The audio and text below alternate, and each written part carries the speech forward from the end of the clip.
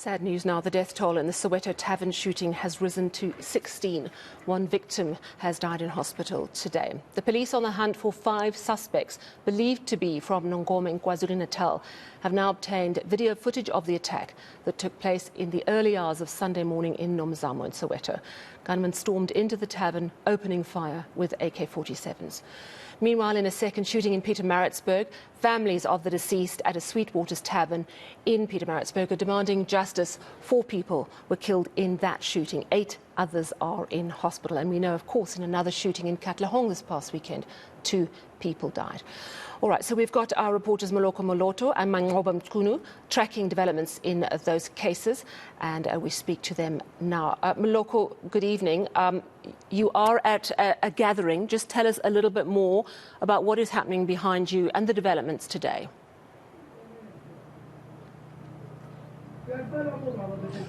That is correct, Sally. We actually are at Nomzamo informal settlement.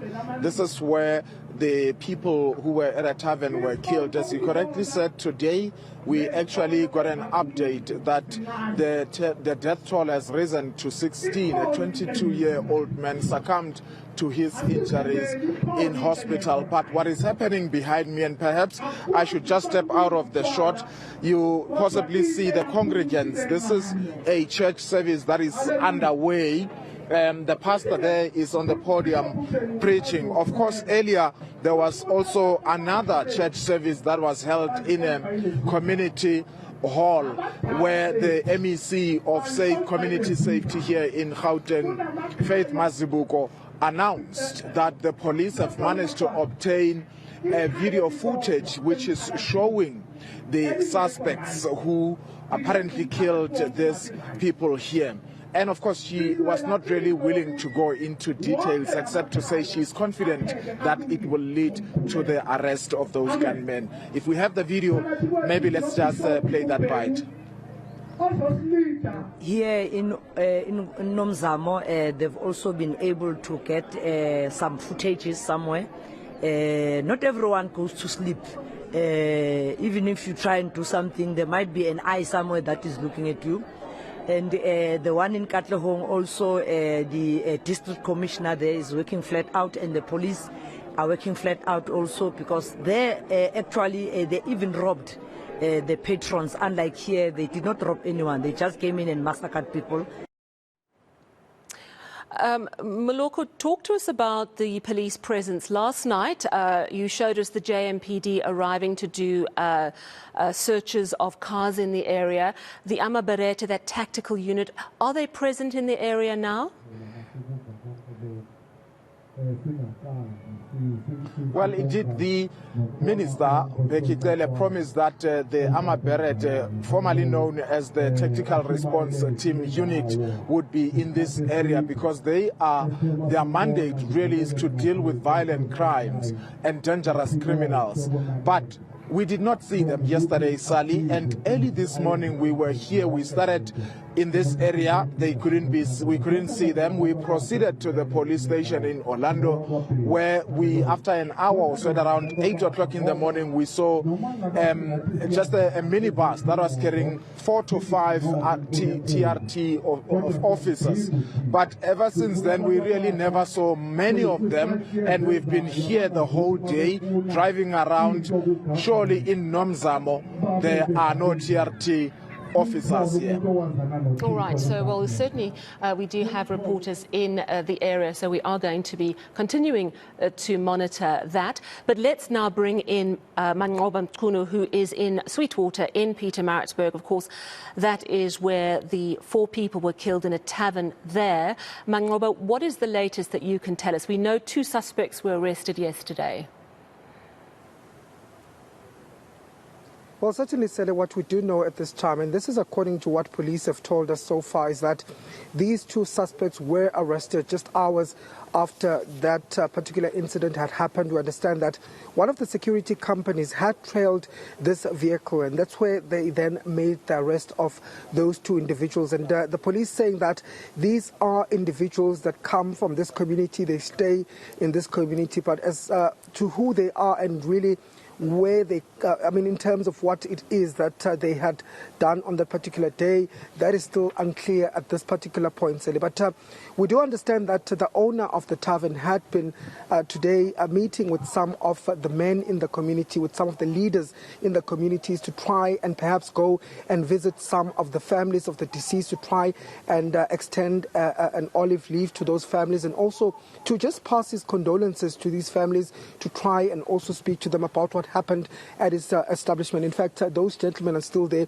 They just visited the last house here where the Zuma family lost one of their family members. We spoke to that family member on a Sunday, the relatives of their family member on Sunday, and of course they were quite devastated about this. But I want to bring in the tavern owner, Ubabo Mtambo, just to give us a sense of today's, you went to the families, Ubabo Mtambo, you spoke to the families.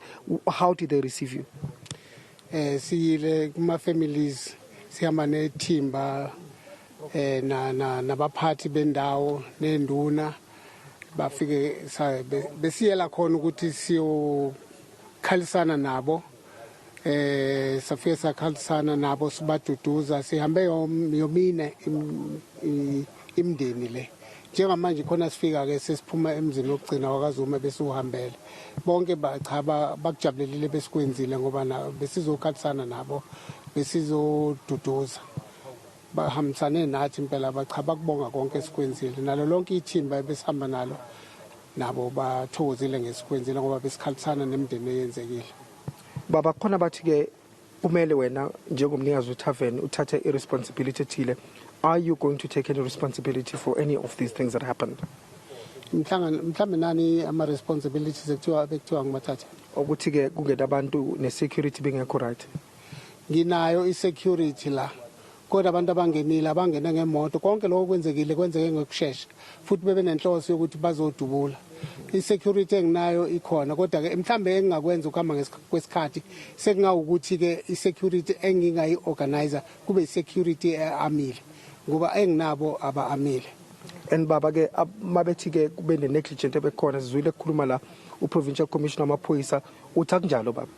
Cha, akukho okube yi-negligent nengikwenze wrong kodwa ukuthi ki-standard singakwazi ukuthi sisikhuphula ngoba lokho kwenzekile akekho bekulindele bekade kuyinto engahloswe umuntu nebengahlelwe umuntu kodwa kwenzeka ngokukhulu ukusheshsha. So ke baba uvalile namhlanje, uvalile ibhizinisi lakho samile ukusebenza? Njenganamhlanje noba besihlelela ukuthi sivakashele lemndeni elahlekelwe angivulanga ngivale wonke amabhizinisi nakusasa ngokunjalo ngivale wonke amabhizinisi ngoba kusekhona inhlelo ezinye esisazozithatha futhi khona kusasa. Ithemba leli lithini baba emthethweni nasephenyweni olukhona njengamanje? Angazi ke amaphoyisa ukuthi asehambe kangakanani nophenyo kodwa ngikuzwile khona namhlanje noma bengakangitsheli mina kodwa ngizwe ngathi kulaba abalinkwa lana abahlanganiswa nalesi sehlakalo khona okwesithathu osetholakala. Okay, Sabonga Kul Baba. Well, that is the tavern owner here just speaking to us, saying that, of course, he went to speak to these families to try and explain what happened and also to just, send his condolences to these families. And he was well received by the families. Of course, you'll know that some of these families had been saying that they want answers as to what really happened. They want answers, Sally, as to why there was no strict security to stop this attack from happening. But he says that, he will take no responsibility because he had security in these premises. And in fact, he says that there were CCTV cameras, but the only thing that he can perhaps do in future to try and perhaps improve the security, maybe get armed, security in his property to try and prevent this from happening. Of course, you'll recall some of the assertions from officials yesterday was that there was some negligence involved in here, the fact that there were people who entered these premises, were not vetted, were not checked, but he says that he did his best according to the security that he has, and in fact he has provided that CCTV footage to officials. He's hoping, of course, that the investigation is going to find out who is behind this and really come up with the answers that these families are hoping for. But he says that his business for now has been closed. He's not going to open it to allow the time to speak to these families. Very quick question, Mangoba. We've just heard from Maloko that authorities in the Soweto shooting are saying nothing was stolen from the patrons. It was clearly the motive was just to kill as many people as possible. In the Sweetwater killings, are you aware of whether any patrons were robbed, or was it also just shooting? Well, so what we did here, and this from a statement by police, is that it was just a random shooting. In fact, the owner of this particular establishment also confirming just a short while ago that, this seemed to have been deliberate because nothing was taken from the patron, nothing was taken from the business itself. So he says that these were just people who came and just went inside the building. Right. They came, it happened so fast, Sally, that they just came, the cars parked, and within minutes, these people were inside, they were shooting at the patron. So they really didn't have a motive to take anything. It was not a robbery, but it was people that clearly had some sort of motive. At this particular stage, what motive that is still unclear for now. But he also alluded to the fact, Sally, that there might be a third person that might be arrested. Of course, police at this particular point have not confirmed that. But what we do know, Sally, is that this was a random shooting. And also, just speaking to some of the community members, they've told us that, this is not the first time that a polo vehicle has been associated with a shooting in this particular community. It has been happening for the past 2 months, where community members will be shot randomly by a car passing on the streets, and they say that usually these cars are VW Polos. We did quiz the provincial commissioner yesterday as to whether he thought that this was part of a syndicate, but of course at this particular point he ruled that out. He says that this was just purely criminality. The motive, of course, is part of the investigation as to why really was that the case, that they came into this establishment. Where these targets, we don't know at this particular stage. I guess the investigation will reveal that. Yeah, it'll be interesting to see if the third suspect is arrested. Thank you so much for that update from Peter Maritzburg, Mangoba Mchunu, and also thank you very much, Maloko Moloto, in Nomzamo in Soweto, where that service is being held. And in both cases, really interesting. Good to know that CCTV footage and video footage of the crime has now been handed over to the authorities. Thanks very much to both of you.